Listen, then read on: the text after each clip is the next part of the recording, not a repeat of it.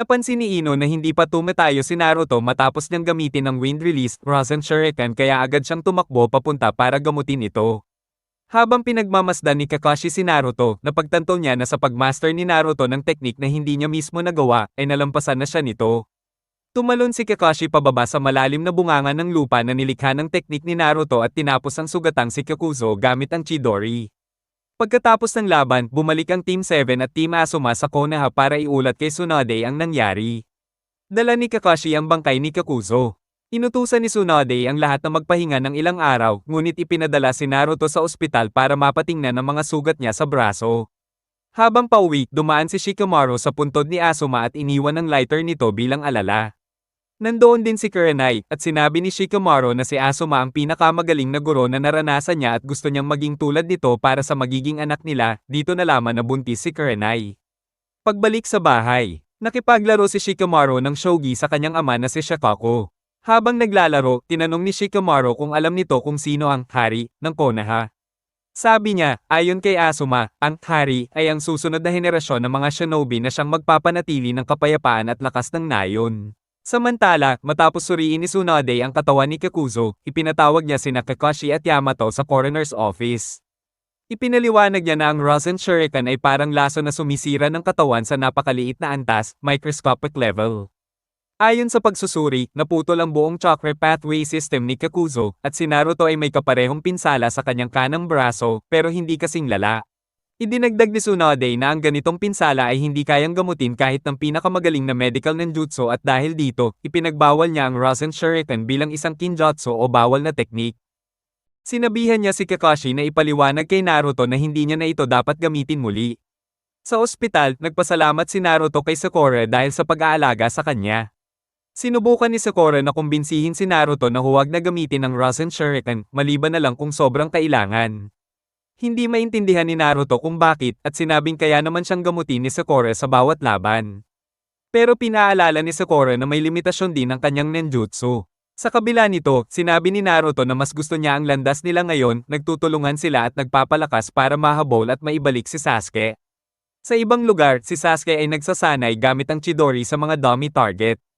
Sa pamamagitan ng bahagi ng Cursed Seal of Heaven, nagawa niyang putulin ang mga ulo ng dummy kahit hindi direktang tinamaan ng Chidori. Habang si Kabuto naman ay nag-uulat kay Orochimaru na pinatay na nina Naruto sina Hidan at Kakuzo. Natuwa si Orochimaru sa balita at masaya pa dahil pinalampas nila ang Team Naruto. Umaasa siyang tuloy-tuloy ang pagbaba ng bilang ng mga miyembro ng Akatsuki at pinagtatawanan pa ito sa pagkawala ng dalawang kasapi sa iisang labanan. Gayunpaman, alam niyang hawak na ng Akatsuki ang Two Tails. Dahil dito, inutusan niya si Kabuto na kunin si Guren, isang gumagamit ng Crystal Release. Hindi natuwa si Kabuto sa utos pero sumunod pa rin. Pagdating niya kay Guren, bigla siyang inatake nito gamit ang Crystal Release, Crystal Needles at Crystal, Hexagonal Shuriken, Wild Dance. Ginamit ni Kabuto ang kanyang Chakra Scalpel para hatiin ang Shuriken habang sinisigawan si Guren kung bakit siya inatake. Sagot ni Guren, inakala niyang isang kalaban si Kabuto at kung natalo siya sa atake, hindi siya karapat-dapat maging kanang kamay ni Orochimaru. Isang miyembro ng Anbo ang tila matagumpay na natunton ng lokasyon ng hideout ni Orochimaru at agad nagpadala ng mensahe pabalik sa Konoha para ipaalam kay Tsunade, bago niya burahin lahat ng ebidensya ng kanyang presensya. Natanggap ni Shizune ang sulat at iniabot ito kay Tsunade. Nagpasya si Tsunade na ipadala si Kakashi para magsiyasat.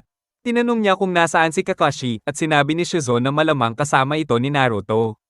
Biglang pumasok si Jiraiya sa bintana at sinabing dumaan lang siya para makita kung anong ginagawa ni Naruto.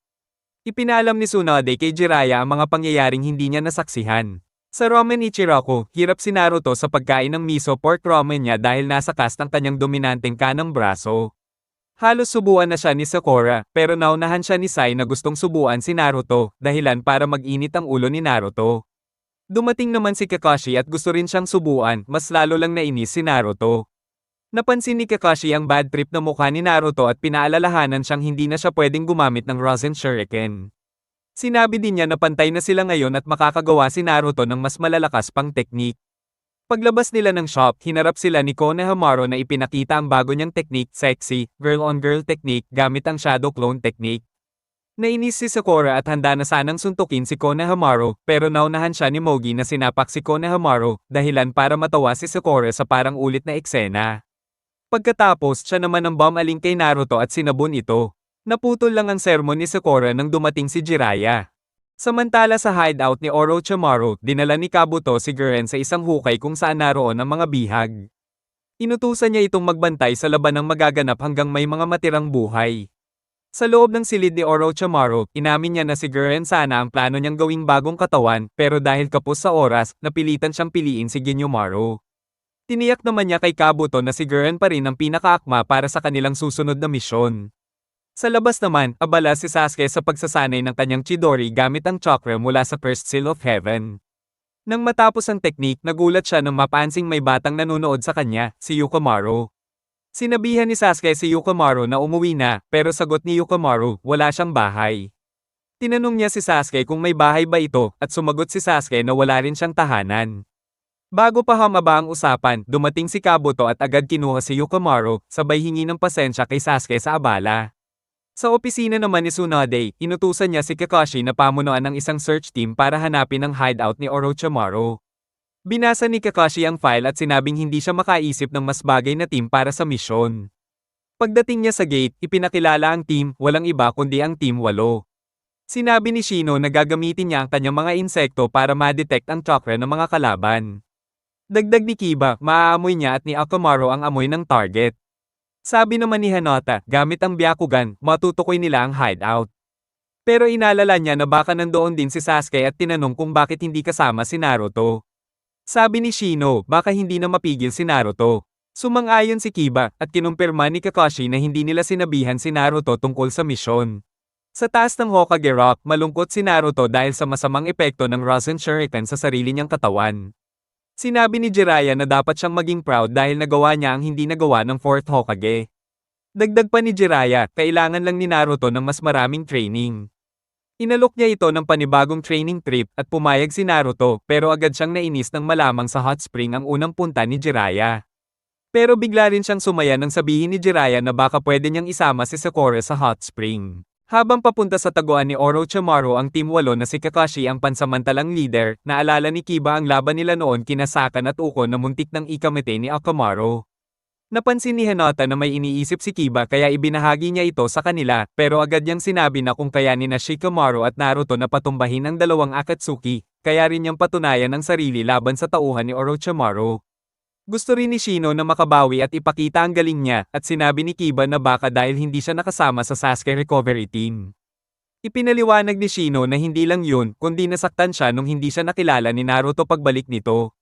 Tahimik namang iniisip ni Hinata na gusto rin niyang mapansin siya ni Naruto habang si Kakashi ay napapangiti sa pagmature ng team. Sa hideout, pinatigil ni Gurren ang mga nakaligtas sa patayan at sinabing sumama na lang sa kanya kung gusto pa nilang mabuhay. Samantala sa isang spa, nainis si Jiraiya nang malaman niyang hindi ko-ed ang paliguan at napilitang makasama si Naruto.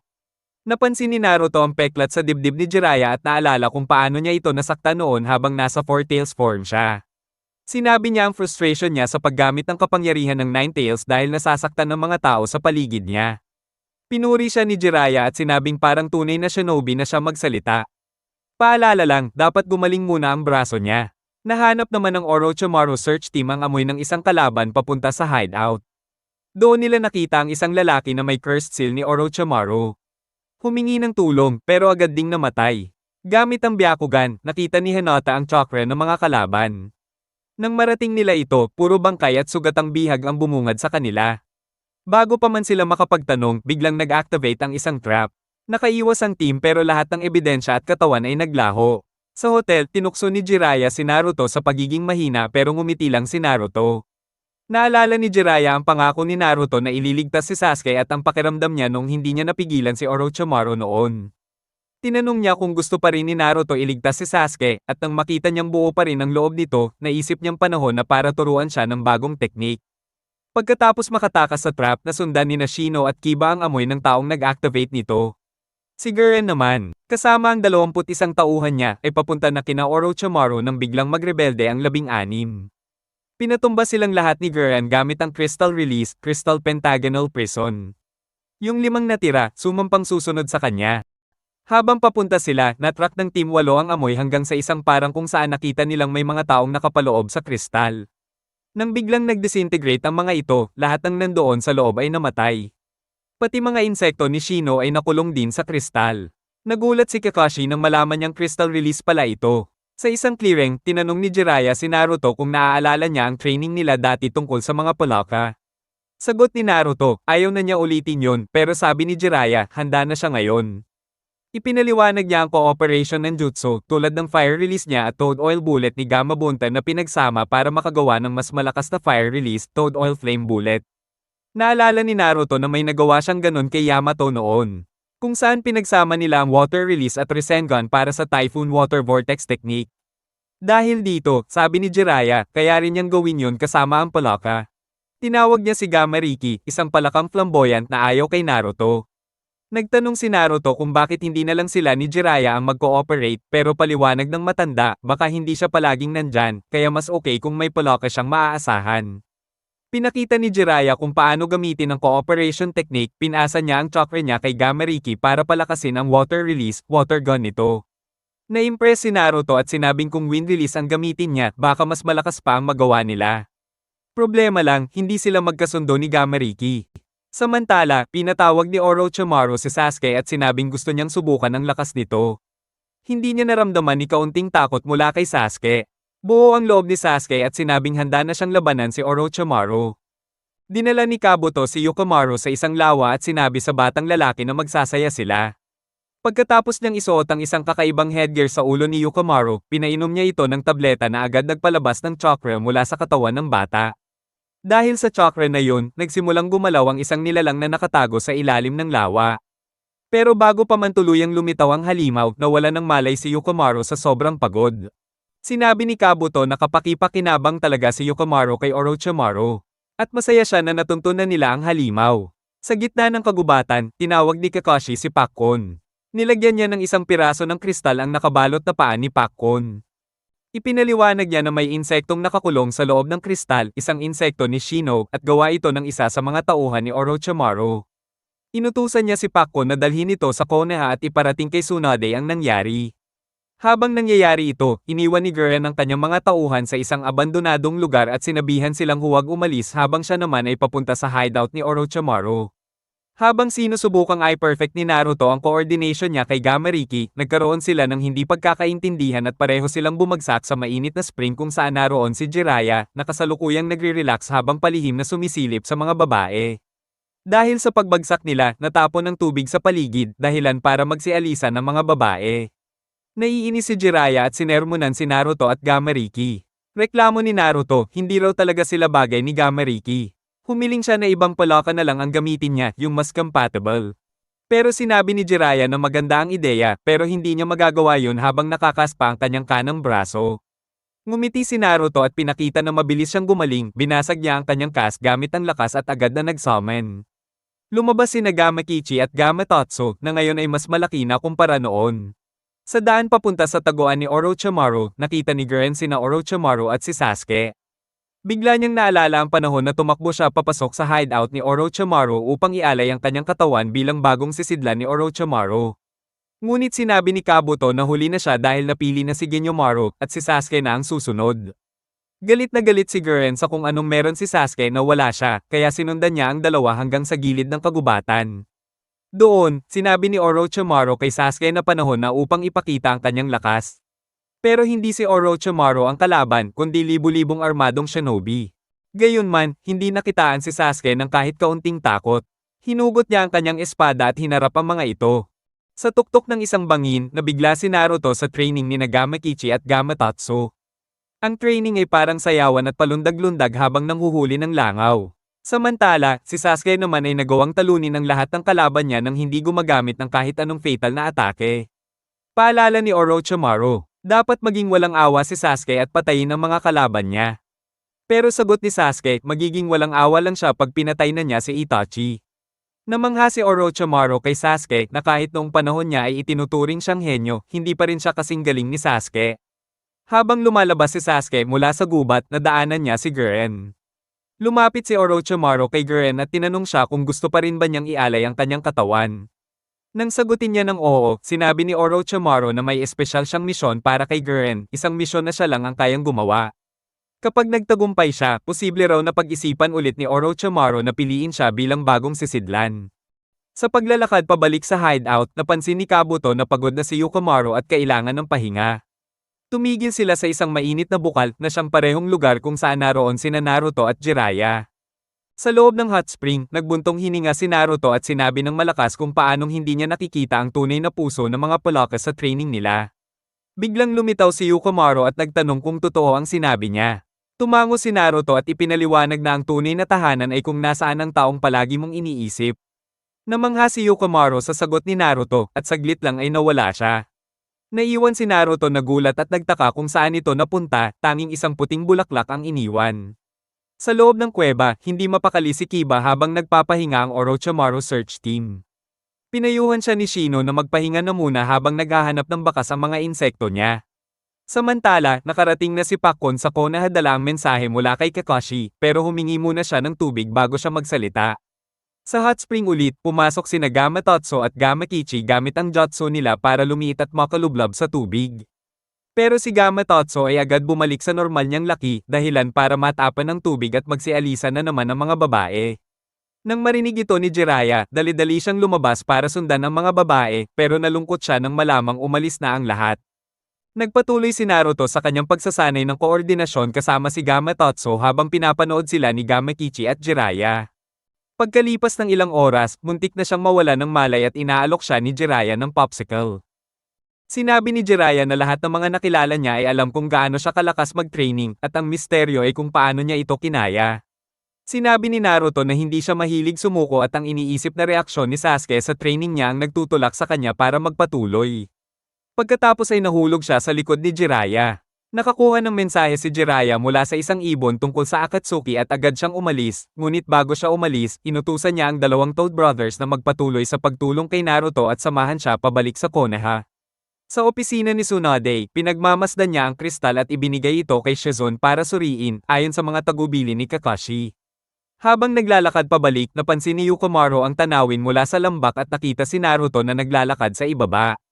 Ngunit nagpatuloy siya sa paglalakad ng paalalahanan siya ni Kabuto na naghihintay si Orochimaru sa kanilang pagbabalik. Sa kagubatan, huminto ang Team 8 nang hindi maamoy ni Shino, Kiba, at Akamaru ang amoy ng kalaban. Gamit ang kanyang Byakugan, sinabi ni Hinata na walang kalaban sa kanilang paligid at nakakita lang siya ng isang paniki na lumilipad. Naramdaman ni Shino ang isa sa kanyang mga insekto at ipinaalam sa grupo na nakatagpo ito ng kalaban at nakaligtas, kaya't may immunity ito laban sa crystal release. Planong hanapin ni Shino ang insekto at palakihin ito upang gumawa ng isang immune na army habang magpapatuloy sina Kiba, Hinata, at Kakashi sa pag-scout ng target. Habang umaalis sila, hindi nila napansin ang paniki na nakabitin ng pababa mula sa isang sanga ng puno at agad na lumipad palayo. Nagmumuni-muni ang team ni Guren sa isang bahay, naghihintay na bumalik si Guren. Isa sa kanila, si Rinji, ay naglalaro ng dice kasama ang iba at napansin na si Gozo ay nag-iisa at ayaw makipaglaro. Sinabi ni Rinji na si Gozo ay malakas kaya't nakaligtas siya sa massacre mag-isa, habang ang iba ay nagbuo ng alyansa, kaya't inimbitahan niyang sumali si Gozo sa kanilang team bilang isang ganap na miyembro. Nagpatrol si Rinji at nakita ang paniki na lumilipad sa itaas. Dama po ang paniki sa kanyang braso at ginamit ang ultrasonic mind waves upang ipasa ang mga nakita nito. Alam niyang may mga kalaban sa paligid kaya't inutusan niya ang paniki na ipasa ang mensahe para sa kanya. Nilapitan siya ni Gozo at nagpa siya ring magpatrol kasama siya. Sa kagubatan, narinig ni Kiba ang ultrasonic frequency at inihalin tulad ito sa tunog ng dog whistle, ngunit naguguluhan siya dahil hindi nila ni Akamaru nakikita ang amoy ng aso. Pagdating ni Naruto sa bayan, nilapitan siya ni Konohamaru at ipinakita ang kanyang bagong sexy technique. Nang matanto nilang nasa abalang kalsada sila at may mga tao na nakatingin sa kanila. Pinalo ni Naruto si Konohamaru sa ulo para pigilan ang technique. Bumili siya ng bowl ng ramen para kay Konohamaru bilang paumanhin sa pagkakapalo at ipinaliwanag na may tamang oras at lugar para gamitin ang sexy technique. Tinawag ni Naruto si Gamma Kichi at Gamma Totso upang ipagpatuloy ang kanyang training. Namangha si Konohamaru sa pagpapatawag ni Naruto ng Toad at sinabing hindi naman siya kadalasang nagpapatawag ng malalaking Toad pero sapat na ang mga maliit na ito, pinaalalahanan siya ni Gamma Kichi na siya ay henchman ng kanyang tatay. At nagtanong si Naruto na magpakaseryoso sila para impresyonahin si Konohamaru. Ngunit tumanggi si Gamma Totso na makitrain kung hindi siya bibigyan ng snacks, kaya't binigay ni Naruto ang kanyang wallet kay Konohamaru at inutusan siya na bumili ng merienda. Pagkatapos pakainin si Gamatotsu, inutusan ni Naruto itong gamitin ang water release, water gun technique, ngunit nagulat siya nang malaman niyang hindi kayang gamitin ni Gamatotsu ang water release. Galit na sinabi ni Naruto na nagsanay siya ng walang kabuluhan, kaya tinanong ni Naruto si Gamakichi na palitan ang kanyang kapatid, ngunit sinabi ni Gamakichi na hindi rin siya kayang mag-water release. Matapos iparating ang resulta ng kanilang misyon kay Orochimaru, nilapitan ni Kabuto si Guren upang sabihan siya na may mga utos siya mula kay Orochimaru, ngunit bago iyon, napansin niya ang isang paniki sa bubong ng hideout. Dinala ni Kabuto si Guren sa isang kwarto na may fountain at pinagtulungan sila ni Yukimaru. Nainis si Guren dahil pinipilit siyang maglakbay at alagaan ang bata, pero pinaalalahanan siya ni Kabuto na kung hindi siya magtatagumpay sa misyon niya, wala siyang pagkakataon na maging bagong vessel ni Orochimaru. Si Naruto at Konohamaru ay nasa tuktok ng isang bangin, at galit na galit si Naruto dahil hindi kayang gamitin ng mga Toad ang water release habang inaalala ang water release, gunshot technique ng kanilang tatay.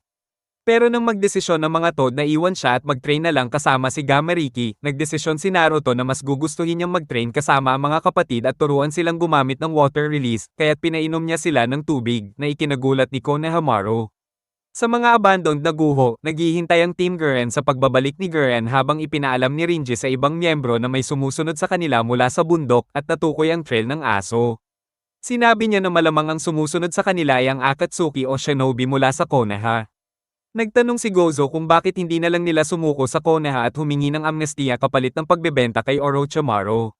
Sinabi ni Rinji na hindi pa niya naiisip yun at mas gusto niyang maghintay kay Guren na bumalik kasi ang goal niya ay pangmatagalan. Sa bayan, tinawag ni Tsunade si Yamato at inutusan siyang tulungan ng Orochimaru search team na pinamumunuan ni Kakashi at sabihing isama si Sakura at Sai. Tinanong ni Yamato kung isasama rin si Naruto, pero mariing sinabi ni Tsunade na huwag at hindi dapat malaman ni Naruto ang misyon.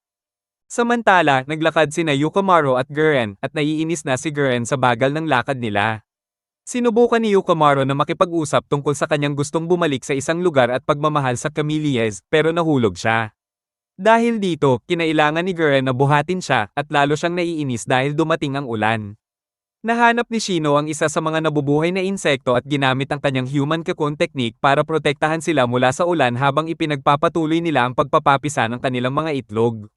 Pinilit ng ibang miyembro ng Team 8 na itigil muna ang paghahanap dahil inalis ng ulan ang amoy ng kalaban at napansin ni Kiba ang mga paniki sa bubong ng kuweba kung saan sila nagsisilong. Naalala niya ang dog whistle at inalerto niya si Kakashi at Hinata na malamang ginagamit ng kalaban ang mga paniki para mag-scout at kailangan nilang maging alerto. Habang nangyayari ito, dinala ni Guren si Yukimaru sa isang hideout kung saan natuklasan niyang may lagnat ito. Pinainit niya ito gamit ang kumot at apoy. At hinawakan ng mga kamay nito hanggang sa mag-break ang lagnat. Naalala ni Guren nung siya ay bedridden din noon at bigla siyang nagising, tanging umaga na pala. Agad niyang napansin na wala na si Yukimaru sa kama at tumakbo palabas. Narinig niya ang tunog ng isang instrument at sinundan ito at nakita niyang naglalaro si Yukimaru. Ipinaliwanag ng bata na ang instrumentong iyon ay pag-aari ng kanyang ina at wala ng pamilya, kaya't wala siyang tahanan. Habang nakita ni Guren ang camellia na nahulog mula sa puno sa itaas, nahuli niya ito at ginawang kristal at ibinigay kay Yukimaru, sabay sabing habang siya ay buhay, hindi malalanta ang bulaklak na nakapaloob dito. Dumating sina Guren at Yukimaru sa kanilang base, kung saan sinabi ni Guren na si Yukimaru ay itinaguyod mismo ni Orochimaru upang protektahan siya. Pinaalam ni Guren sa kanyang team na may sumusunod sa kanila, ngunit sinabi ni Rinji na nalaman na nila iyon habang naghihintay sa kanya at ipinaliwanag na nahanap niya ang trail ng 4 na shinobi at isang aso. Nang mapagtanto ni Guren na hindi Akatsuki ang mga ito, sinabi niya mga shinobi mula sa Konohagakure ang sumusunod sa kanila. Habang naghahanda ang Team 8 na umalis dahil humuhupa na ang ulan, dumating si Shino at sinabi na nahanap na niya ang mga nakaligtas pero kaunti lang sila. Para dumami ang mga ito, sinabi ni Shino sa ibang miyembro ng team na magpatuloy nang wala siya. Sa opisina, nagulat si Tsunade nang makita ang isang messenger toad na may daladalang mensahe mula kay Jiraiya. Sa tabi ng lawa, nakita sina Naruto at Konohamaru na tinatangkang gamitin ni Gamatotsu ang water release, pero hindi ito gumana. Pero pagkatapos ng ilang pagtatangka, pinigilan ni Naruto ang ilong ng toad at saka ito gumana. Nang maghanda na si Guren na umalis, sinabi niyang manatili si Yukimaru sa kanilang base. Nang makita ni Yukimaru ang puting camellia sa likod ng damit ni Guren, naalala niya ang kanyang ina na hindi na nakabalik. Takot na mamatay si Gurren, iniabot ni Yukimaru ang kanyang good luck charm na kwintas sa kanya, at sinabi na ang crystallized camellia na ibinigay ni Gurren sa kanya ang bagong good luck charm niya. Sa bayan, nakatagpo si Naruto kay Sai na bumili ng bagong ink. Napansin ni Naruto na kung bumili si Sai ng ink, malamang may misyon siya. Si Sai, na inutusan na huwag sabihin ang misyon kay Naruto, sinubukang magsinungaling pero nakita ito ni Naruto at mas lalo pang nalaman ng mahulog ni Sai ang isang libro tungkol sa pagsisinungaling. Sinabi ni Sai ang kanyang misyon kay Naruto. Galit na galit, pumunta si Naruto sa opisina ni Tsunade at hiningi na sumama sa Orochimaru search team at nangako na hindi gagamitin ang wind release, Rasen Shuriken. Sinabi ni Shizune sa kanya na itinago nila siya upang protektahan siya at hindi siya sapat na malakas para iligtas si Sasuke at tinanong ni Tsunade kung bakit niya gustong sumama sa misyon. Sinabi ni Naruto na alam niyang hindi siya malakas para labanan si Sasuke, pero sinabi sa kanya ni Jiraiya na ang bahay ay kung saan ka mahalaga sa mga tao. Sinabi niya na mahal niya si Sasuke at ang Konoha ang bahay niya at naniniwala siyang kaya niyang kumbinsihin si Sasuke na bumalik. Napagdesisyonan ni Tsunade, labag man kay Shizune, na isama si Naruto sa team pero hindi siya makapaliwanag tungkol sa misyon dahil tumakbo na si Naruto. Nang tanungin ni Shizune kung bakit siya pumayag, sinabi lang ni Tsunade na tama si Jiraiya at binigay ang scroll na natanggap niya mula dito. Sa liham, sinabi ni Jiraiya na kahit bata at bobo pa si Naruto, may kakayahan siyang magbago ng mga tao at balang araw ay magbabago siya at kung hihilingin ni Naruto ng pagkakataon, sana ay pagkatiwalaan siya. Nakakita si Gurren ng isang pulang camellia at naalala si Yukimaru. Samantalang si Kiba, napansin ang amoy ng paniki at ayon kay Kakashi, nagdesisyon ng team na mag-detour. Ipinaliwanag ni Kakashi na ang mga paniki ay may limitadong range at dahil sa mga puno sa paligid, madali silang makakalayo sa mga paniki, pero hindi nila pwedeng malayo sa kalaban o mapansin na hindi nila sinusundan ng mga paniki dahil baka magbigay ito ng alarma sa kalaban. Sa bayan, bilang opisyal na miyembro ng misyon, pumunta si Naruto sa lawa at tinanong si Gamakichi na tulungan siyang perpektuhin ang cooperation ng jutsu para magamit ito sa misyon. Sinabi ni Gamakichi kay Naruto na pumasok siya sa bibig ni Gamatotsu para magka-harmony sila. Samantala, dumating na si Team Yamato sa mga gate at nalungkot si Sai dahil napapayag niyang sumama si Naruto. Pinatibay naman ni Sakura ang loob ni Sai at sinabi na malalaman din ni Naruto yon at ang pagpasok niya sa misyon ay magandang teamwork pero nagtaka siya kung bakit siya late. Sinabi ni Yamato na hindi madaling palambutin si Tsunade at tiyak may tiwala siya kay Naruto kaya siya pumayag. Sa kagubatan, tinanong ni Kakashi si Hinata na gamitin ang Byakugan at nahanap niya ang chakra ng 4 na shinobi. Nagpatuloy si Naruto sa kanyang training kasama sina Gamakichi at Gamatotsu pero naputol ito nang dumating si Sakura at hinayla siya papunta sa Team Yamato na naghihintay na para umalis. Sa kagubatan, ginamit ni Hinata ang Byakugan para makita ang 4 na chakra na nasa harapan nila at agad niyang napansin ang isa pang chakra mula sa likod nila. Binalaan niya ang iba pero bigla na lang umatake si Gozo mula sa likod gamit ang partial multi-size technique at tinamaan ng isang malaking kamao si Kakashi. Habang patuloy ang laban nila ni Gozo sa mga puno, iniwan si Hinata, Kiba, at Akamaru para harapin sina Rinji, Kiho, Norari, at Kagiri. Ayaw makipaglaban kay Kagiri dahil sa maskara nito, kaya't pinaporma ni Kiba si Akamaru para maging siya at tinangka niyang tamaan si Norari gamit ang Fang Passing Fang. Nakaiwas si Norari sa teknik at ginamit ni Kagiri ang Destroying Smell Smoke Prison para makagawa ng makapal na usok na nagtanggal ng pangamoy at paningin ni Kiba at Akamaru. Sinubukan ni Norari tapusin si Kiba habang wala itong paningin, pero nailigtas siya ni Hinata na sinabi kay Kiba na magpatuloy sa laban sa iba habang siya ang haharap kay Norari. Nagulat si Norari nang malaman niyang nakikita siya ni Hinata, pero nawala ang gulat niya nang hindi maapektuhan ng mga gentle fist attacks ni Hinata. Habang nangyayari ito, patuloy ang laban ni Kakashi kay Gozo. Gumamit si Kakashi ng Shadow Clone para linlangin si Gozo, akala niyang siya na ang may advantage. Pero mabilis na gumalaw si Gozo para iwasan ang tunay na Kakashi at tinulungan siyang salpukin gamit ang sapat na lakas na nagwasak ng isang puno. Naubos na si Kakashi, kaya't pinilit niyang gamitin ang Sharingan at nakaiwas siya sa isa sa mga atake ni Gozo. Naghanda siya ng Lightning Cutter pero hindi niya matukoy kung saan siya tatamaan. Gamit ang Slime Suit ni Norari, nakaiwas siya sa mga Gentle Fist ni Hinata at tinangkang salakayin siya. Pero bago pa siya matamaan, naligtas siya ni Kiba at Akamaru na ginamit ang Fang Passing Fang sa hangin at mga puno para makagawa ng isang windstorm at mawala ang makapal na usok. Nang maibalik ang pang-amoy at paningin ni Kiba, sinabi niyang kaya niyang tapusin si Norari pero bigla siyang tinamaan ng poison gas na galing sa wrist launcher ni Kiho. Sinisi ni Kiba ang sarili dahil nakalimutan niyang may iba pang kalaban. Pero bago sila tapusin ng Team Gurren, naramdaman ni Rinji na may danger sa paligid. Kaya tinutusan niya ang grupo na mag-retreat. Nasettle ang kalituhan ni Kiba nang dumating si Shino na nagsabi na naglalagay siya ng trap sa paligid nila bago ito nadaman ni Rinji. Dumating din si Kakashi at tinanong ni Kiba kung nasolusyonan na niya si Gozo at sinabi ni Kakashi na hindi pa, pero nagamit niya ang lightning cutter at tinamaan ng malubhang sugat si Gozo sa braso. Sinabi ni Kakashi na hindi pa tapos ang laban at may mga kalaban pa rin sa paligid nila. Hindi nila alam, pinapanood pala sila ni Gurren gamit ang crystal ball at nagulat siya nang malaman niyang si Kakashi, ang copy ninja, ang ipinadala para habulin siya. Samantala, si Yukomaru ay nagbalik tanaw sa mga alaala ng kanyang ina. Sa Konoha, inanalisa ang kristalisadong insekto at kinumpirma ni Tsunade kay Shizune ang hinala na ang tagasunod ni Orochimaru ay gumagamit ng crystal release, isang kakayahang akala nila ay wala nang umiiral.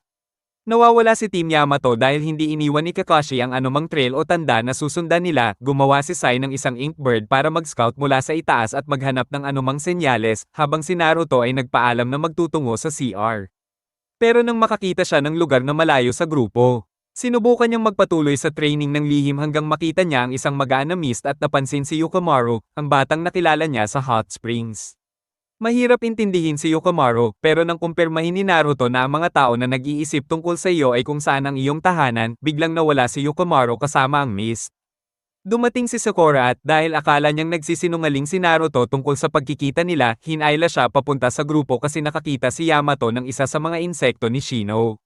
Samantala, pinagalitan ni Gurren ang kanyang team dahil hindi nila natapos ang mga humahabol sa kanila at inilunsad ang sarili niyang plano. Gumawa siya ng Jade Crystal Dome para trapihin ang Team 8.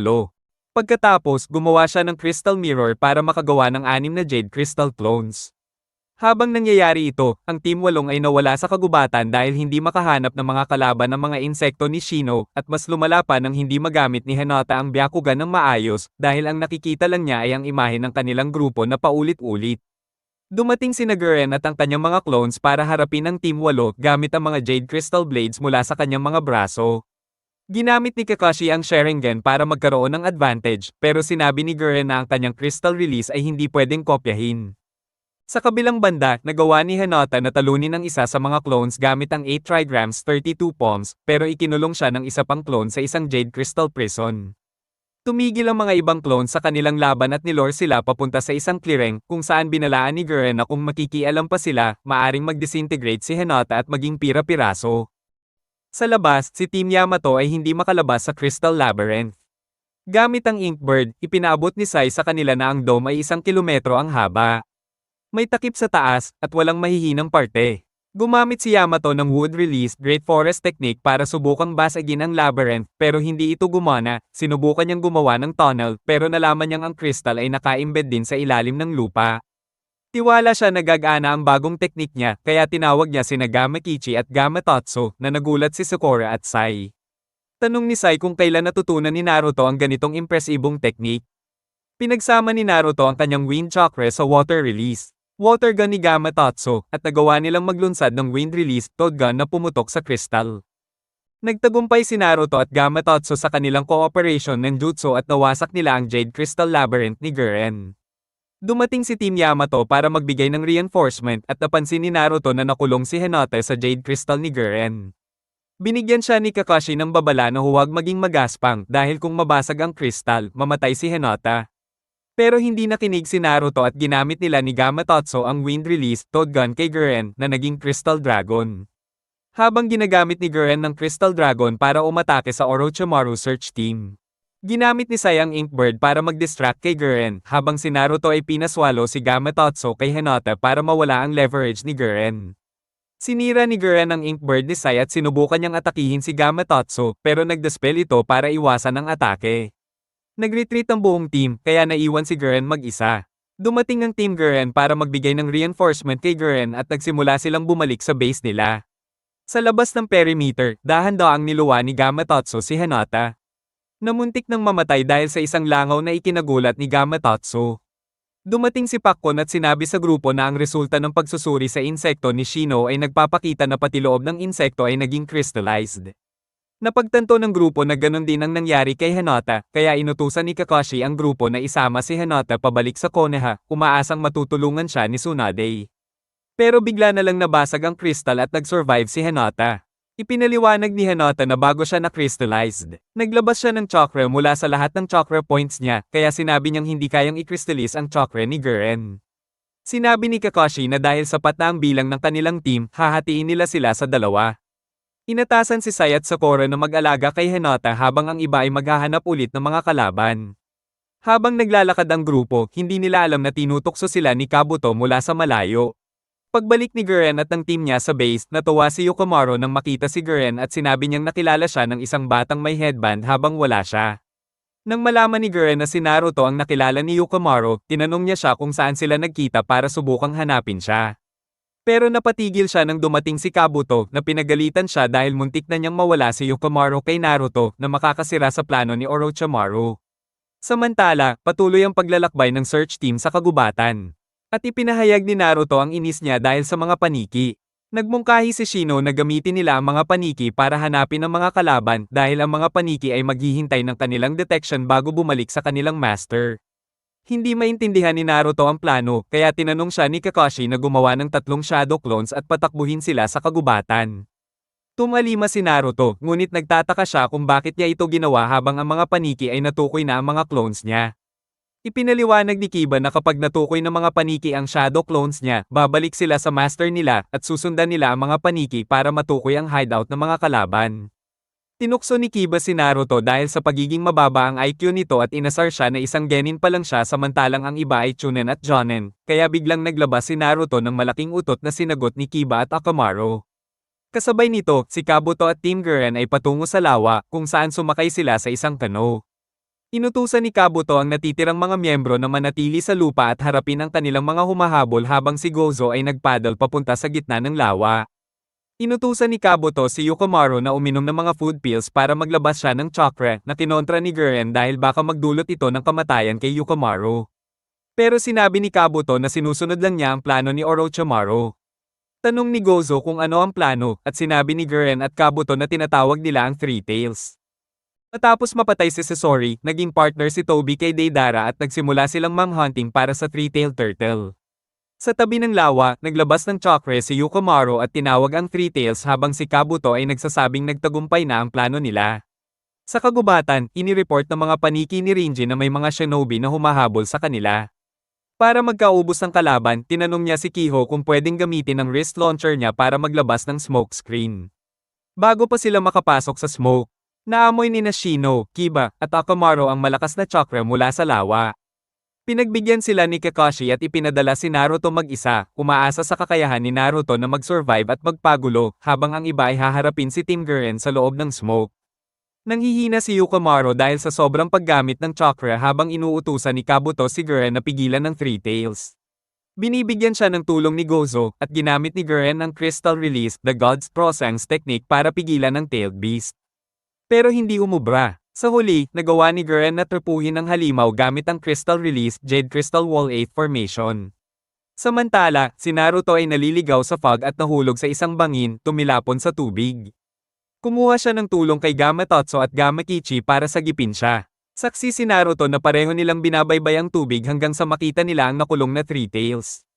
Kinausap ni Gamakichi si Naruto na kinakabahan at sinabi niyang yun na nga ang Three-Tailed Turtle.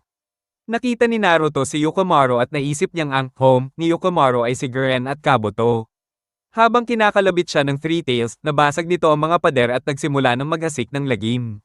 Sa lupa, naghanda ang Team Gurren na mag-ambush sa search team mula sa taas, pero na-detect sila ni Hinata gamit ang kanyang Byakugan at binigyan sila ng warning. Si Hinata, Sakura, at Sai ay nakipaglaban at pinatakas si Team Gurren. Naramdaman ni Kakashi na may nangyayaring kakaiba nang magsimula ang rampage ng Three Tails at nagsimulang mag-clear ang smoke screen, revealing na may malalaking alon papunta sa kanila. Sa lawa, sinubukan ni Gurren na atakihin ang Tailed Beast pero hindi siya pinalad. Para protektahan si Gurren, muling naglabas ng chakra si Yukomaru para kontrolin at patahimikin ang turtle. Habang sila ay parehong nahulog sa tubig, iniligtas sila ni Gurren.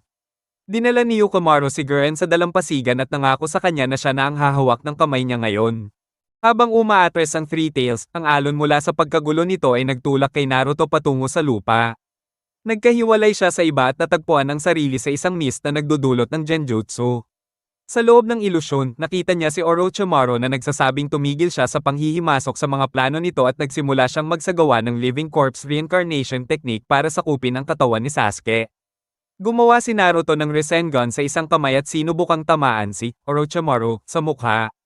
Ngunit napigilan siya ni Kakashi dahil akala ni Naruto si Kiba ang tinatamaan niya. Nang magtipon ng mga kasamahan niya, inihayag ni Naruto na ang Three Tails ang nagkakalat ng gulo sa lawa. Dahil dito, lalong naging komplikado ang sitwasyon nila, kaya't ipinadala ni Kakashi si Pakkon sa Konoha upang kumuha ng utos mula kay Tsunade. Habang hinihintay nila ang balita, maghihintay na lang sila. Hindi mapakali si Naruto dahil gusto niyang iligtas si Yukimaru, ngunit hindi siya pinayagan ni Kakashi na maglakbay mag-isa dahil sa mist na inilabas ng Three Tails na halos ikasawi ng kasama niyang si Kiba. Si Gozo ay lumangoy patungo sa dalampasigan at nakipagkita sa ibang miyembro ng Team Gurren, pero agad na umalis upang hanapin si Gurren. Samantala, si Yukimaru ay nagbabantay kay Gurren habang ito'y nagising, at nagulat siya nang malaman na siya ang nagbantay dito. Nagtaka siya nang sabihin ni Yukimaru na ang home niya ay kay Gurren, pero agad siyang tinamaan ng lagnat mula sa mga gamot na ibinigay ni Kabuto. Kaya naman, naging nurse ulit si Gurren para kay Yukimaru at hindi na siya makakasama sa ibang miyembro. Dumating si Pakkon sa Konoha at inireport ang impormasyon ni Kakashi tungkol sa Three Tails kay Tsunade. Nang malaman niyang baka dumating ang Akatsuki kung kumalat ang balita, nagdesisyon siya na kailangan nilang makuha ang beast bago sila, kaya't inatasan niya si Shizune, Ino, Rock Lee, at Tenten sa Orochimaru search team. Si Ino at Shizune, kasama si Hinata at Sakura, ay inatas ang gumamit ng kanilang medical ninjutsu para idle ang Fuinjutsu habang si Lee at Tenten naman ay papalit kay Hinata at Sakura sa laban. Samantala, si Naruto at Sakura ay binigyan ng patrol duty, pero tinangka ni Naruto na magtago sa gilid ng isang bangin para mag-isip tungkol kay Yukimaru at ang koneksyon nito sa mga tagasunod ni Orochimaru. Sinabi niya kay Sakura na sinabi ni Jiraiya sa kanya na ang tahanan ay kung saan ang mga tao na nagmamalasakit sa iyo. At basta't iniisip ka ng mga tao, magkakaroon ka palaging ng tahanan.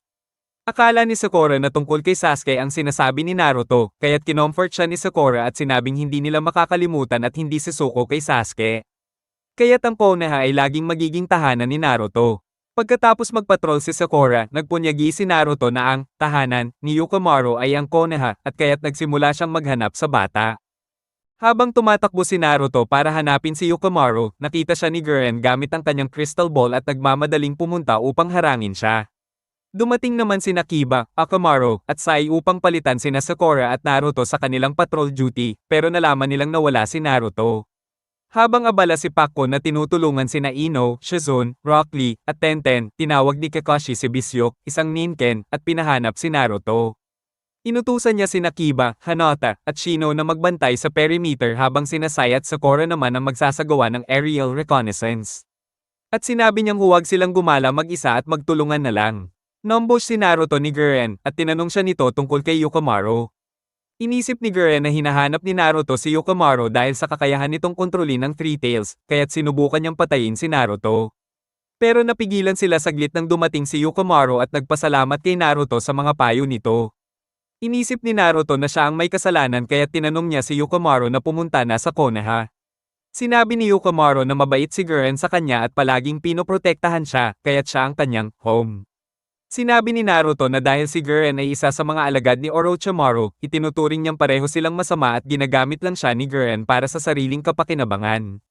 Sinubukan ni Gurren tumakas kasama si Yukimaru, kaya't gumawa si Naruto ng mga shadow clones para hadlangan sila. Nadispel ni Gurren ang mga clones at nailigtas siya ni Gozo at Yamato. Niligtas ni Gozo si Gurren at Yukimaru habang si Yamato naman ay ginamit ang kanyang wood release para pigilan si Naruto. Pinagsabihan ng dalawang Jonin si Naruto dahil iniwan niya ang kanyang team at hindi sumunod sa mga utos at pinaalala ni Yamato na pinagkatiwalaan siya ni Tsunade na makipagtulungan sa mission, isang tiwala na hindi basta ibinibigay. Sa kanilang hideout, inabisuhan ni Kabuto si Gurren na may mga bagong miyembro na ng Orochimaru search team. Sinabi ni Kabuto na plano niyang gamitin si Yukimaru ulit para kontrolin at pigilan ng Three Tails, at tinukoy na si Yukimaru ay isang tool lang para maglingkod kay Orochimaru, at iyon lang ang dahilan kung bakit siya umiiral. Nang magbanta si Gurren kay Kabuto at umalis, binanggit ni Rinji kung mahalaga ba kay Gurren si Yukimaru. Sagot ni Gurren, hindi siya importante, si Yukimaru ay isang tool lang sa kanya. Habang papunta sila pabalik sa kampo, nag-isip si Kakashi kung bakit kasama ng Team Gurren ang isang batang lalaki. Inisip niyang si Yukomaru ay may kapangyarihan para kontrolin ang Tailed Beast at tama siya, napatunayan ito ni Naruto. Gumawa siya ng plano para pigilan ang mga plano ni Orochimaru at kunin si Yukomaru mula sa kanila. Habang naglalakad pabalik, biglang tumalon si Sakura mula sa Inkbird ni Sai at naambush si Naruto, pinagsakluban siya ng mga kamao at pinatumba sa lupa para maturuan siya ng leksyon. Pagkatapos ng kanyang pagpapalo, sinabi niyang bumalik na si Pakon kasama ang mga reinforcements na labis na ikinatuwa ni Naruto. Masaya si Naruto nang makita ulit si Lee habang sina Sakura at Ino ay nagpatuloy sa kanilang rivalry. Sa hideout nila, tinanong ni Kabuto si Yukomaru kung gusto nitong bumalik kay Orochimaru, pero tumanggi si Yukomaru at sinabi niyang hindi siya pupunta kung hindi kasama si Guren. Sinubukan ni Yukomaru tumakas ng paalalahanan siya ni Kabuto na siya ay pag-aari ni Orochimaru, kaya't hinayla ni Kabuto si Yukomaru at binigyan ng sampal. Agad na pinagtanggol ni Guren si Yukomaru at inatake si Kabuto gamit ang kanyang crystals. Sabay warning na huwag na niyang hawakan si Yukomaru. Nang umalis si Kabuto, sinabi ni Yukomaru kay Guren na nais niyang maging kung nasaan siya, kaya tumakbo siya papunta sa hamog. Sa labas, nagsimula ng magtaka si Gozo sa loyalty ni Rinji kay Guren. Sinabi ni Rinji na hindi siya magtatraidor kay Guren dahil kailangan niyang kumita ng pera para matulungan ang kanyang may sakit na kapatid. Pero, si Rinji pala ay isang spy na nagtatrabaho para kay Orochimaru na ipinasok sa bilangguan ni Kabuto para mag-spy sa mga ibang preso. At ipinadala sa Team Guren upang mag-spy kay Guren. Sinabi ni Rinji kay Kabuto na naniniwala siya na si Guren ay nababahala sa kalagayan ni Yukomaru at tinanong kay Kabuto kung pwede siyang mag-report kay Orochimaru para patunayan ang kanyang pagiging masigasig. Pumayag si Kabuto at sumama si Rinji kay Guren pero nakasalubong muna siya ni Gozo. Patagilid siyang lumapit kay Guren na nag-iisip tungkol sa mga sinabi ni Naruto tungkol kay Orochimaru na ginagamit ang mga tao bilang mga gamit at pagkatapos ay tinatapon sila. Habang iniisip niya ang kalagayan ni Yukomaru, napansin ni Guren si Rinji at naghanda silang magplano ng kanilang susunod na hakbang habang umaakyat ang hamog, hindi nila alam na pinapanood sila ni Yukomaru. Samantala, ang mga shinobi ng Konoha ay nagpahinga sa kanilang sariling hideout, isang kahoy na bahay na itinayo ni Yamato. Pagkatapos silang i-debrief ni Yamato at Kakashi, inabisuhan sila ni Shizune na ang plano ni Tsunade ay gamitin ang Fuinjutsu upang ilagay ang Three Tails sa ibang dimensyon. Inilagay ni Shizune si Hinata, Ino, at Sakura sa ilalim ng kanyang pangangalaga at gumawa ng isang sub-team na magpo-focus sa pagpapakulong sa Tailed Beast at pagprotekta kay Yukomaru habang ang iba naman ay haharap kay Guren at sa kanyang team. Dahil alam ni Kakashi na hindi kayang protektahan ng team ni Shizune ang bata at magsil ng Beast sabay, hinati ni Kakashi ang natitirang team sa dalawa. Inassign niya si Kiba, Akamaru, Lee, at Tenten sa team ni Yamato bilang mga tagapagbantay, at siya naman ang manggangune kay Naruto, Shino, at Sai na haharap kay Guren. Naghiwalay ang Orochimaru search team sa kanilang tatlong sub-team. Nagsimula na ang team ni Shizune sa paggawa ng kanilang four-corner ceiling barrier habang ang team ni Yamato at Kakashi ay papunta na para labanan ng team Guren. Malungkot si Lee dahil hindi siya kasama sa team ni Kakashi kasi gusto niyang makipaglaban sa isang crystal release user pero pinatibay siya ni Kiba at sinabi na malakas din naman ang mga tagasunod ni Guren. Habang nag-uusap sila, humingi si Tenten na makijoin at tinanong sila tungkol sa mga atake ng kalaban. Kasama na ang paggamit nila ng smoke screen. Habang papunta na ang team ni Kakashi sa kagubatan, napansin ni Naruto ang katahimikan at ang titigan ni Shino at Sai. Nang makita niyang hindi pa sila nagkakakilala, ipinakilala niya sila sa isa't isa, sinabi niya kay Shino na si Sai ay dating anbo na weird at laging nagbabasa ng libro, pero magaling din itong mag-drawing at makipaglaban. Tapos sinabi niya kay Sai na si Shino ay si Shino lang. Inamin ni Sai kay Naruto na si Shino ay anak ni Shibi Aburame. Ang pinuno ng Aburame clan at marami ng matagumpay na misyon na nagawa si Shino at kaya niyang kontrolin ang mga parasitic na insekto. Nagulat si Naruto na alam ni Sai ang lahat ng iyon tungkol kay Shino, pero si Shino ay na-offend at sinabi na mas marami pang alam ang isang estranghero kaysa sa isang matagal na kaibigan at kasama. Nagsimulang magkwento si Shino tungkol sa kanyang mga paboritong pagkain at mga hilig, pero pinatigil siya ni Naruto at sinabi na hindi na kailangan malaman iyon para mag-teamwork sila. Samantala, si Guren ay naguguluhan tungkol sa kanyang loyalty kay Orochimaru at ang pagmamalasakit niya kay Yukomaru.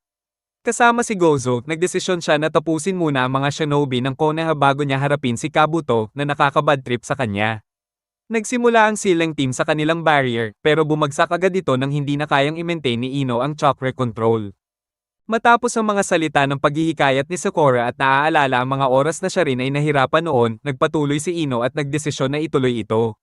Samantala, lumitaw si Kagiri mula sa tubig at nakilala siya ni Kiba bilang ang smokescreen user. Para hindi magtagumpay ang taktika nito, ginamit ni Yamato ang wood release para pigilin siya habang si Lee ay tumakbo para gamitin ang leaf whirlwind, pero ang kinulong na si Kagiri ay isang smoke clone lang pala. Nang lumabas ang iba pang miyembro ng Team Gurren mula sa tubig, ipinalabas ng tunay na Kagiri ang smokescreen at nilamon nito si Lee. Habang hinihintay ni Kiho ang mga utos ni Rinji, sinabi lang ni Rinji na may iba siyang gagawin at nawala. Bagaman wala ng sight si Lee, nakaramdam siya kay Kiho at nahanap ito, pinaghampas siya ng ilang beses, at pagkatapos ay tinadyakan siya sa ere gamit ang Shadow of the Dancing Leaf at pinabalik siya sa tubig. Nang makalabas na si Lee sa smokescreen, iniwan lang niya ang mga kalaban na nakulong doon at pinatamaan ni Tenten ang mga ito gamit ang Twin Rising Dragons. Kaya natalo niya sila at muntik nang mawala ng malay. Si Kiba, na naiinsulto at nainis dahil nahirapan siyang tapusin ang isa habang si Lee at Tenten ay madali silang napatalo, nagtakbo para regain ang kanyang pride. Ginamit niya ang dynamic marking ni Akamaru upang markahan sila ng ihi at pinuntahan sila sa smokescreen ni Kagiri, pinatama silang tatlo gamit ang Fang Passing Fang, kaya't pinalipad silang lahat. Nang matapos ang laban, nagpatuloy na ang team ni Yamato para magbigay ng suporta kay Kakashi.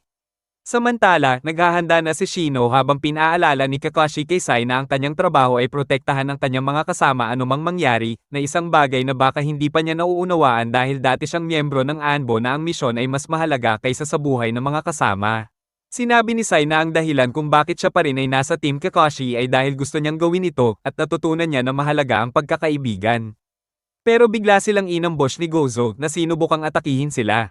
Nakita ni Naruto si Gurren at sinabi na handa siyang gawin ang lahat para kunin si Yukimaru mula sa kanya dahil tinitingnan lang siya nito bilang isang gamit. Nasaktan si Gurren sa mga salitang iyon at sumagot siya ng galit, ngunit tinamaan ang kanyang atake ni Kakashi. Sinubukang mag-retaliate si Sai gamit ang Ink Beast pero nakuha siyang pigilin at sirain ni Gozo. Si Shino, na nagmamasid sa laban at naghahanda ng chakra, ay tumayo at pinakawalan ng kanyang mga insekto. Naghiwalay sina Toby at Deidara matapos mabwisit si Deidara sa kanya. Habang nangyayari ito, naglalaban sina Kakashi at Naruto kay Gurren, at si Sai naman ay humaharap kay Gozo. Dahil naiinis pa rin si Gurren sa sinabi ni Naruto tungkol sa pagtrato niya kay Yukimaru, nagpasya siyang seryosohin na ang laban at ibigay ang buong lakas. Tinulak niya si Naruto palayo at hinarap si Kakashi at ang kanyang lightning cutter. Pero kahit nasugatan ni Gurren si Kakashi gamit ang kanyang mga crystal thorns, lumaban pa rin ito. Si Lee at Tenten naman ay pinagalitan si Kiba dahil pinalaki daw nito ang galing ng Team Gurren. Nainis si Lee kasi akala niya mas malakas ang crystal release user. Pero sinabi ni Yamato na hindi si Gurren ang kalaban ni Lee dahil itatalaga siya at si Tenten para protektahan ang Siling Team. Si Yamato, Kiba, at Akamaru ang pupunta para tumulong sa laban ni Kakashi. Si Sai naman ay gumamit ng ink flash para gumawa ng pugad ng ahas at tinali si Gozo, kaya nawala muna ito sa laban. Sinubukang tapusin ni Gurren si Kakashi habang sugatan pa ito, pero biglang dumating si Shino at nailigtas si Kakashi. Ang mga insekto ni Shino ay immune na ngayon sa crystal ni Gurren. Tinangkang iron case ni Gurren isa-isa ang mga insekto, pero nabigla siya nang makalaya ang mga ito. Samantala, gumawa si Naruto ng maraming shadow clones, at bawat isa ay may hawak na Rasengan. Gumamit siya ng ultra many spiraling serial spheres para sugurin si Gurren. Para depensahan ang sarili, ginamit ni Gurren ang Crystal Release, Crystal Encampment Wall, na lumikha ng malaking pader na crystal na halos hindi na masira at kaya pang mag-regenerate. Samantala, napadpad si Toby sa lawa at nakita niyang sinusubukan ng team ni Shizune na isil ang Three Tails gamit ang four-corner ceiling barrier. Tuwa-tuwa pa siya dahil nakita niya ang Three Tails, pero naalala niyang wala pala si Deidara. Nakita rin niya si Rinji na palihim na naninilip sa Siling Team. Gusto ni Rinji guluhin ang plano, kaya tumakbo siya papunta sa grupo ni Shizune na hindi handa sa labanan. Pero agad siyang pinatalsik ni Lee at Tenten, tinamaan siya ng Leaf Whirlwind ni Lee. Ayaw makipaglaban ni Rinji sa dalawa, kaya naglaho siya. Si Kabuto, na nanunood lang, ay nagdesisyong hindi niya pwedeng hayaang masil ang Three Tails, kaya gagamitin ulit niya si Yukimaru para kontrolin ang halimaw. Napansin ni Gozo ang teknik ni Gurren at na-realize niyang delikado na siya. Ginamit niya ang kanyang mud body para makatakas sa tali ni Sai at iniwan si Sai na balot sa putik. Inutusan ni Kakashi si Shino na tipunin lahat ng insekto sa isang spot para gumawa ng weak point. Tinarget ito ni Kakashi gamit ang lightning cutter pero hinarang ito ni Gozo. Ginamit ni Gozo ang kanyang putik para itulak si Gurren palayo at sirain ang mga insekto ni Shino. Akala nila napatay na siya ni Kakashi gamit ang lightning cutter. Pagkamulat ni Gurren, nagtataka siya kung bakit sinakripisyo ni Gozo ang sarili niya. Bigla siyang binal-ika ng alaala, pinatay pala niya ang nanay ni Yukimaru. Hindi niya alam kung totoo ba o hindi, kaya bumalik siya sa hideout at lalapit na sana kay Yukimaru, pero hinarang siya ni Kabuto. Sinabi nito na tutulungan niya ito para gamitin si Yukimaru sa pagkontrol ng Three Tails. Kung hindi siya papayag, sasabihin ni Kabuto ang totoo kay Yukimaru tungkol sa pagkamatay ng kanyang ina. Dahil kumpirmado na ang hinala niya, napilitan si Gurren na sumunod. Tumulak silang tatlo papunta sa lawa. Habang naglalakad, naalala ni Kabuto ang sinabi ni Orochimaru noon na magkakaroon ng koneksyon si Gurren kay Yukimaru dahil siya ang pumatay sa nanay nito, at kapag dumating ang oras ng pagtataksil, si Kabuto na ang kikilos.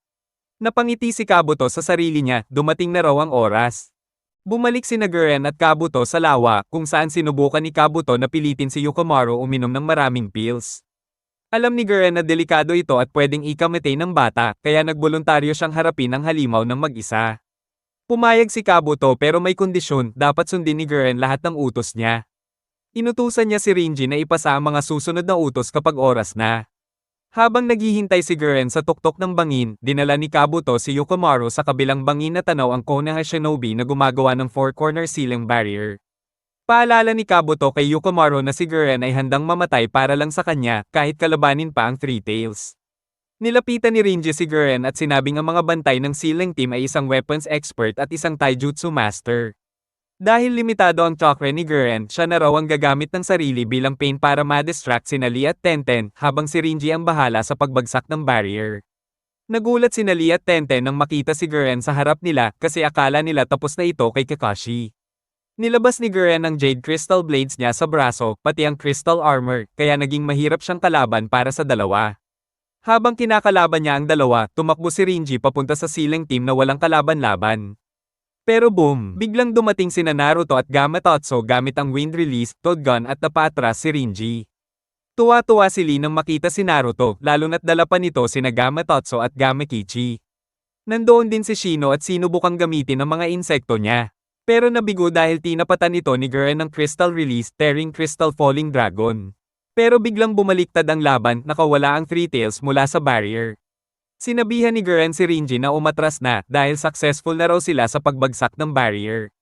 Habang tumatakas sila, ginamit ng Three-Tailed Turtle ang Water Release, Great Water Mass Bullet na winasak ang Crystal Dragon ni Gurren at tinapon siya sa pampang ng isang isla. Sina Naruto at Shino naman, nalunod at napunta sa ilalim ng tubig. Sina Gamakichi at Gamatotso ay nadispel. Si Lee, sa kabutihang palad. Nasagip si Ino bago pa tuluyang malunod. Nagkita-kita naman sina Yamato, Kiba, Kakashi, at Sai. Sabi ni Kakashi, hindi nila napabagsak si Gurren. Pero biglang narinig nilang lahat ang malakas na sigaw ng halimaw, alam nilang may malalang nangyayari. Samantala, nakita ni Yukimaru na papatayin na ng Three Tails si Gurren na pagod na. Kaya naglabas siya ng Three Tails Chakra, release at kinontrol ang halimaw para iligtas si Gurren. Nang makita ito ni Rinji, lumabas ang tunay na plano ni Orochimaru, alam niya na hindi makakalabas ang totoong lakas ni Yukimaru kung pipilitin ito. Kailangan itong kusang gawin, lalo na para sa taong mahal niya. Kaya nga si Gurren ang itinoka sa kanya, tiyak na magkakaroon sila ng koneksyon.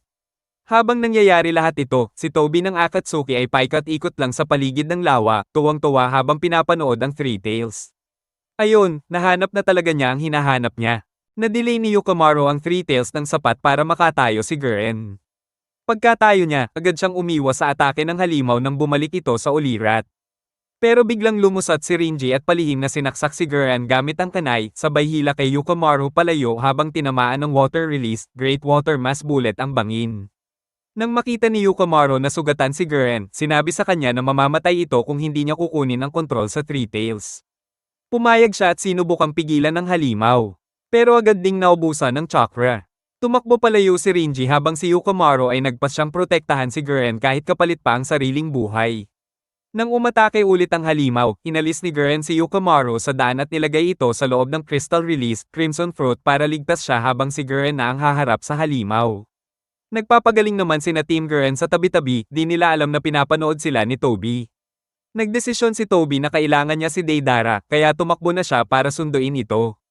Sa kabilang banda, sina Lee, Shizune, Sakura, Tenten, at Ino ay ligtas na nasa dalampasigan na. Habang sina Kakashi, Yamato, Kiba, at Akamaru ay nakahabol kina Naruto at Shino. Nagmadali si Naruto para iligtas si Yukomaru at nauna siyang nakarating. Nakita niyang nakakulong si Yukomaru sa kristal ni Gurren, pero bago pa niya mailigtas ito, hinarapan na agad siya ng three-tailed turtle. Sinubukan niyang tamaan ng Rasengan ang halimaw pero di umubra. Sumubok si Gurren gamit ang Crystal Release, tearing Crystal Falling Dragon, pero di rin kinaya. Habang nalulunod at sugatan na si Gurren, ginamit niya ang natitirang lakas niya, pinalit niya ang life force niya sa chakra para makagamit ng malalakas na jutsu. Tiniron niya ang Crystal Release String of Glory para salagin ng Water Mass Bullet ng halimaw at binanatan ang mata nito ng Prism Attack. Nakita ni Naruto ang chance at sumunod ng Big Ball Rasengan sa mata rin ng halimaw, ayon sa Paul. Galit na galit ang Three Tails, kaya bumuo ito ng dambuhalang tidal wave na nilamon sila ni Gurren at Naruto. Dumating sina Kakashi at team niya sakto sa oras na mabasag ang Crystal Shield ni Yukomaru. Niligtas nila ito agad, pero hindi nila alam, nasa di kalayuan si Kabuto, nanonood habang nainis na nainis. Sabi niya, ginugulo raw ng Konoha Shinobi ang plano ni Orochimaru. Natrap sina Naruto at Gurren sa tiyan ng three-tailed turtle at walang makitang labasan. Sinubukang atakihin ni Gurren si Naruto pero hinimatay siya dahil sa sugat. Nanaginip siya na humihingi ng tawad sa nanay ni Yukomaru pero biglang lumabas ang mukha ni Orochimaru at sinabing hindi siya pwedeng humingi ng tawad.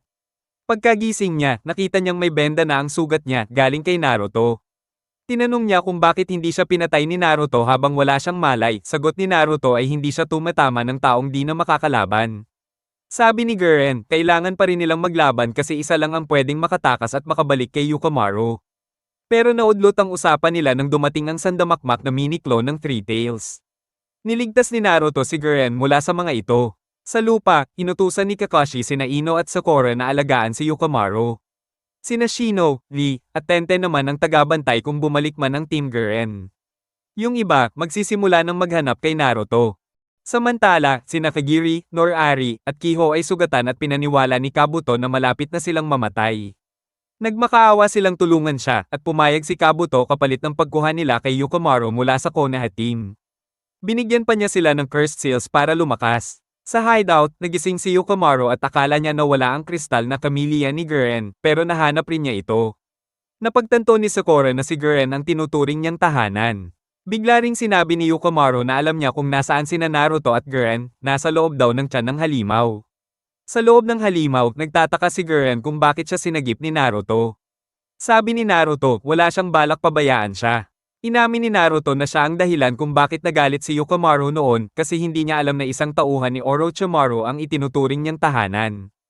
Sabi ni Gurren, kailangan talaga ni Orochimaru ng isang makakontrol sa halimaw at tinawag niyang ipokrito ang Konoha kasi may sarili na silang Jinchuriki pero gusto pa si Yukomaru para lumakas lalo ang militar nila. Sabi ni Naruto, hindi kailangan ng Konoha ang Three Tails at nagulat si Gurren nang aminin niyang siya ang Jinchuriki ng Nine Tails. Kahit naguguluhan sa loyalty niya kay Orochimaru, sinabi ni Gurren na kay Yukomaru pa rin siya babalik kasi ito ang tumatanggap sa kanya. Buong loob na sinabi ni Naruto na dapat sabay silang makatakas. Sabi ni Gurren, paano nila masi-search ang buong tiyan na dalawa lang sila? Aba, nagmultiply si Naruto ng 1,000 shadow clone. Tumakbo sila ni Gurren at mga clone sa buong tiyan ng halimaw para humanap ng labasan.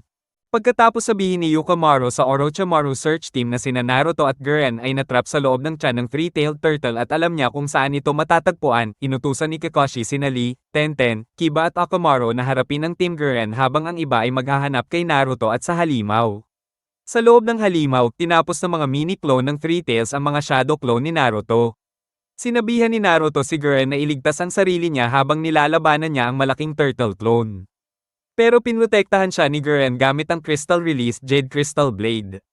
Nakakita sila ng butas sa taas kaya binuhat ni Naruto si Gurren na nahihiya pa at ginamit ang dalawang shadow clone para itulak silang dalawa pataas.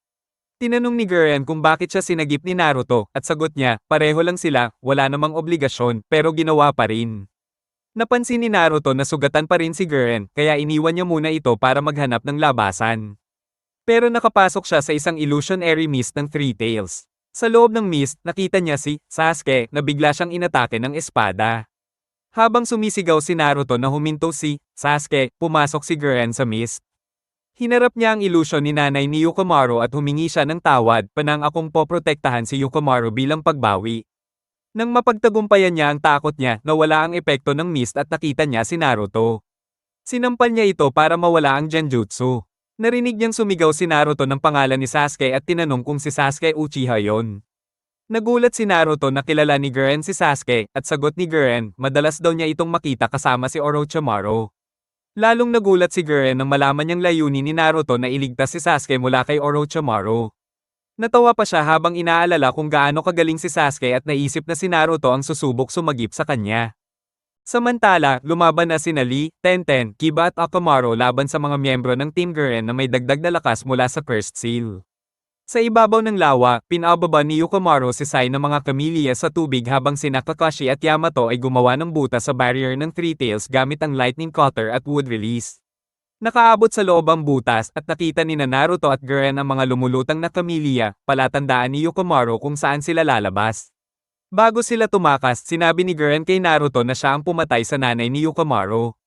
Utos ni Orochimaru at gusto niyang mamatay para mailigtas si Naruto at si Naruto na ang magprotekta kay Yukomaru. Dahil alam ni Naruto na nagbago na si Guren, binuhat niya ito at tumakbo papunta sa butas. Ginamit niya ang Rasengan para pasabugin ito palabas. Hindi mahanap ng Orochimaru search team sina Naruto at Guren sa tabi ng lawa, kaya nag-aalala si Yukomaru. Sumama siya kay Sai habang naghahanda sina Kakashi, Shino, at Yamato na harapin ang bagong gising na three-tailed turtle. Sina Shizune, Ino, Sakura, at Hinata ay nasa likod nila at nagtayo ng four-corner ceiling barrier para muling ikulong ang halimaw. Samantala, ang Team Guren na may dagdag lakas mula sa first seal ay mabilis na tinalo sina Lee, Tenten, Kiba, at Akamaru at dumiretso kay Sai. Natalo si Sai, pero bago iyon, nagamit pa niya ang Super Beast Imitating Drawing Technique para magpadala ng babala kay Kakashi. Matapos talunin si Sai at makuha si Yukomaru, dinala siya ng grupo kay Rinji at sinabing hindi na nila ito susundin dahil gusto na nilang mag-isa. Pero bigla silang tinamaan ng epekto ng Cursed Seal at napilitang magmakaawa kay Rinji para sa gamot ni Kabuto. Nangako silang tapat pa rin kay Orochimaru at tumuloy sa pakikipaglaban sa mga shinobi ng Konoha habang pinipilit ni Rinji si Yukomaru na gamitin muli ang Three Tails Chakra. Naramdaman ni Yamato ang paglapit ng kalaban kaya ginamit niya ang Wood Release, World of Trees Wall para protektahan ng Ceiling Team habang nilalabanan si Kiho, na naglabas ng Smoke Dragon at tinakpan siya ng usok. Si Kakashi naman ay kalaban si Kagiri, na gumamit ng Smoke Clone para lokohin siya at gumawa pa ng maraming kopya. Si Shino pinakawalan ng mga insekto niya laban kay Norari, pero nadulas lang ito at ginamit ang Viscous Water Mask laban kay Shino. Samantala, natagpuan ni Akamaru si Sai. Sina Naruto at Guren ay nagising at napagtantong nakatakas na sila mula sa tiyan ng halimaw. Pero nakita nila ang sinag ng chakra na papunta sa langit, senyales na ginagamit na naman ni Yukomaru ang kapangyarihan niya. Habang paubos na ang chakra ng Ceiling Team ni Shizune sa pagsisikap nilang ikulong ang Three-Tailed Turtle, dumating si Katsuyo, ang higanteng kuhol na personal na pinadala ni Tsunade para tumulong. Sina Kakashi, Shino, at Yamato naman ay abala sa laban kontra Team Guren. Gumamit si Kiho ng wrist launcher para magpadala ng Smoke Dragon kay Yamato, pero sinalubong ito ni Yamato ng Water Release, Water Ball na nagpabasa sa usok kaya di na ito makontrol ni Kiho. Tinapos siya ni Yamato gamit ang Wood Release. Great Forest Technique. Si Kakashi naman ay hinarap si Kagiri na gumamit ng Exploding Flame Shot para sindihan si Kakashi at itinali pa ng Binding Smoke Prison. Akala ni Kagiri ay tapos na si Kakashi kaya pinabura niya lahat ng smoke clones niya, pero nagulat siya na clone lang pala yung natrap niya, sinaksak siya ng totoong Kakashi mula sa likod gamit ang Lightning Cutter. Samantala, kay Shino naman, gamit ang tip mula kay Hinata, nahanap niya ang kahinaan ni Norari at pinatumba ito. Nang matalo ang Team Guren, dumating sina Lee, Tenten, Sai, at Kiba para tulungan sila. Nagpasya silang protektahan ng Ceiling Team, hanapin si Naruto, at iligtas si Yukomaru, hindi nila alam na unti-unti nang sinasaniban ni Norari ang katawan ni Kiho at Kagiri. Habang naglalakad sina Naruto at Guren papunta kay Yukomaru, huminto si Guren para mag-isip kung mapapatawad pa siya ni Yukomaru. Sinabi ni Naruto na kahit magalit pa sa kanya si Yukomaru, kailangan niyang manatili sa tabi nito at protektahan siya. Nasinang-ayunan naman ni Guren. Sa may bangin, naubusan na ng chakra si Yukomaru at hindi na niya makontrol ang Three Tails. Sinubukan ni Rinji na turukan siya ng Juenjutsu para bigyan ng dagdag na chakra, pero nasalubong siya ni Guren at Naruto na dumating sakto sa oras para iligtas si Yukomaru. Wala nang ibang paraan, kaya sinabi ni Rinji kay Yukomaru na si Guren ang pumatay sa nanay niya at dapat gumanti siya sa pamamagitan ng paggamit sa Three Tails para patayin si Guren at wasakin ang Konoha. Pero imbes na magalit, sinabi ni Yukamaro kay Gurren na pinapatawad niya ito at mahal niya ito. Sagot naman ni Gurren na mahal din niya si Yukamaro at palagi siyang nandyan para sa kanya. Matapos nun, sinapak ni Naruto si Rinji sa mukha kaso napunit ang mukha ni Rinji. Hinailan niya ang balat niya at ipinakita na siya pala si Kabuto. Binalaan ni Kabuto si Naruto na papatayin niya ito kung hindi ito titigil sa panggugulo. Ipinaliwanag ni Kabuto na pinatay niya si Rinji dahil gusto raw nitong diretsong magulat kay Orochimaru bilang equal niya. Ginamit ni Kabuto ang Dead Soul technique para buhayin ang bangkay ni Rinji at pinaatake ito kay Gurren. Para maprotektahan si Yukamaro, ginamit ni Gurren ang Crystal Release, Crimson Fruit at nilabanan si Rinji. Pero nadiskubre niyang walang silbi ang Crystal Release niya dahil sa bat controlling, ultrasonic mind waves ni Rinji. Palihim siyang lumapit sa likod ni Rinji. Pinilayan ng mga braso nito at ginawang kristal pareho silang nahulog sa bangin papunta sa dagat. Akala ni Yukamaro patay na si Gurren kaya sumabog ang emosyon niya, galit at lungkot ang halo at tinawag niya ang three-tailed turtle. Lumakas ito ng husto at nabasag ang four-corner ceiling barrier. Nagwala ang pagong sa sobrang power-up. Habang nangyayari ito, biglang umatake si Norari sa Orochimaru search team. Nakalunok na pala siya ng mga bangkay ng dalawa niyang kasama. Inutusan ni Kakashi si Yamato na atali si Norari gamit ang wood release habang siya ay aatake gamit ang lightning cutter. Pero biglang dumating ang Three Tails at pinulbos si Norari bago pa man makalapit si Kakashi. Si Kabuto naman ay tuwang-tuwa kasi gumana pa rin ang plano ni Orochimaru na pasabugin ang emosyon ni Yukamaro gamit si Gurren kahit na iba ang nangyari. Umalis na siya habang naiwan si Naruto para humarap sa galit na Yukamaro. May barrier sa pagitan nila kaya hindi malapitan ni Naruto si Yukamaro at papalapit na ang Three Tails. Kaya nagdesisyon siyang harapin ito mag-isa. Sinubukan niya ang Rasengan pero wala itong tama. At bawal naman gamitin ang Wind Release, Rasen Shuriken. Kaya tinawag niya sina Gamma Kichi at Gamma Totso para gamitin ang Wind Release, Toad Gun. Pero paalala ni Gamma Kichi, walang silbi ang water attack sa isang amphibian na sanay sa tubig. Naisip ni Naruto ang training niya kay Yamato tungkol sa nature transformation, kung saan natutunan niyang ang wind ay bagay sa fire, at bagay siya kay Sasuke dahil wind at fire ay mas malakas. Excited siya kasi may plano na siya, pagsamahin ng hangin at apoy. Pero biglang naalala niyang wala naman sa kanila ang marunong ng fire release. Buti na lang, sabi ni Gamma Kichi marunong siya nun. At kung sapat ang init, kayang-kaya raw nitong singawan ang tubig. Umalis muna si Gamma Totso para uminom ng toad oil. Tapos tinawag siya ulit ni Naruto. Ginamit nila ang parehong prinsipyo ng Wind Release, Toad Gun, pero sinamahan na ngayon ng Toad Oil Bullet para makagawa ng bagong kombinasyon na Jutsu, Wind Release, Toad Oil Bullet. Tinarget nila ang mata ng pagong pero sinagot ito ng Water Release, Great Water Mass Bullet ng halimaw. Si Gamma Kichi naman, naglabas ng Fire Release, Flame Bullet sabay-sabay sa tira ni Naruto at Gamma Totso, Wind Release, Toad Oil Flame Bullet ang resulta. Ang sobrang init ng kombinasyon nila ay tumalo sa atake ng Three Tails at pansamantalang napahina ito. Nang ayos na ang lahat, naglaho na ang mga palaka at unti-unti nang nawawala ang barrier sa paligid ni Yukamaro. Habang binabalat ni Sakura ang mga sugat ni Ino, si Shizune at Hinata naman ang nag-aalaga kay Yukamaro na halos nawala na ng kontrol sa kanyang chakra pathway system kaya hindi na niya kayang kontrolin ang Three Tails. Ginamit ni Katsuyo ang Slug Great Division na may isang katawan sa opisina ni Tsunade at isa pa sa hideout ng Orochimaru Search Team para iparating ang utos ni Tsunade na kailangan nilang umuwi sa Konoha kinabukasan at magpapadala siya ng Anbo Team para palitan sila. Habang natutulog si Yukamaro, nanaginip siya na iniligtas si Gurren ni Gozo. Nang siya ay isa sa mga nabigong eksperimento ni Orochimaru, iniwan siyang mamatay hanggang sa binigyan siya ni Gurren ng isang kutsarita ng tubig, kaya siya naging tapat at nagpapasalamat sa kanya. Sa gitna ng gabi, tumayo si Yukamaro at umalis ng hideout para sumama kay Gurren. Nagising si Naruto at nakita niyang wala si Yukamaro, kaya tinulungan niya ito. Si Yamato at Kakashi, bagaman, nagdesisyon na hindi na sumunod. Nang makita ni Naruto ang crystallized camellia ni Gurren, napansin niyang walang crack dito, ibig sabihin buhay pa si Gurren. Kaya inisip niya na okay na si Yukamaro at wala na silang kailangang hanapin pa. Sabi ni Shino at Kakashi na wala nang saysay si Yukamaro para sa Konoha dahil hindi na niya kayang kontrolin ang Three Tails, kaya wala na silang dahilan para habulin ang naglalakad na Yukamaro. Habang nangyayari lahat ito, bumalik si Kabuto sa bahay nila at sinabi kay Orochimaru na patay na si Gurren at nawala ng power si Yukamaro. Humihingi siya ng paumanhin dahil hindi niya nakuha ang Three Tails. Habang umuubo si Orochimaru ng matindi, dali-daling naghanap si Kabuto ng gamot para sa kanya at iniisip niya na ang host ni Orochimaru ay naubos na ang lakas. Habang ito ay nangyayari, ngumiti si Orochimaru at tinamasa ang ideya na makukuha na niya ang katawan ni Sasuke. Samantala, narinig ni Deidara ang mga anbo na nagsasabing ang mist na dulot ng Three Tails ay nakakapag-cause ng hallucinations.